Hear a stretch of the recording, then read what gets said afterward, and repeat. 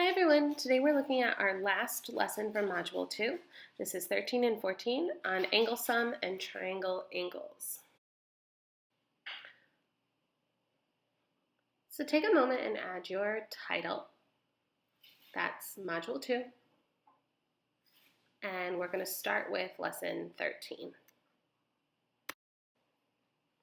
So the focus for today's lesson is going to be on the interior angles. Interior angles are on the inside of the triangle. And we typically label them so that each vertex of the triangle has its own letter.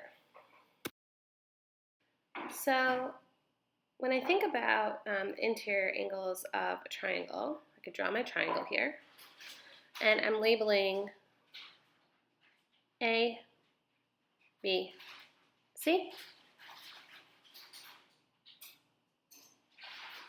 And the position of my labels, those are really the interior angles. I'm looking at the angles inside.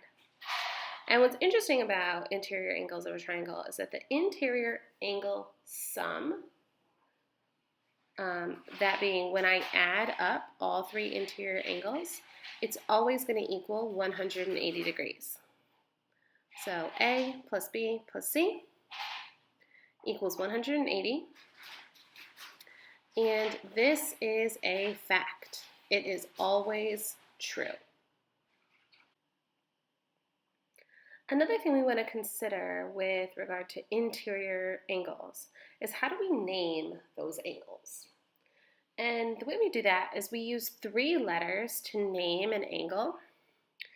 And the middle letter is always going to be the vertex. So that means the point of the angle is always going to be that middle letter.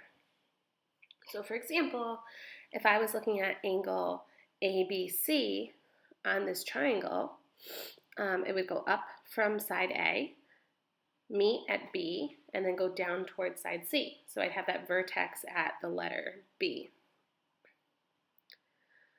So how do triangles equal 180 degrees? How do I know that that's a true thing? So we can definitely use parallel lines and a transversal and kind of angle properties to prove this, or we could just start with a rectangle. Now a rectangle has 4 90 degrees angles. And so when I look at the sum of the interior angles of a rectangle, which would be 90 times 4, I get 360 degrees. If I divide that rectangle in half, I have 2 triangles, both of which have one 90-degree angle. And then they have 2 other angles, each which have to add up to 90 degrees. So I've got 360 degrees in my rectangle divided by 2 triangles, gives me 180 degrees per triangle. So it's really kind of simple to think about how I know that there's 180 degrees inside a triangle. Module 2, Lesson 14 talks a little more about angles on a triangle, not just the interior angles, because we all know interior angles are inside a triangle. But now we're going to look at exterior angles, which are outside the triangle.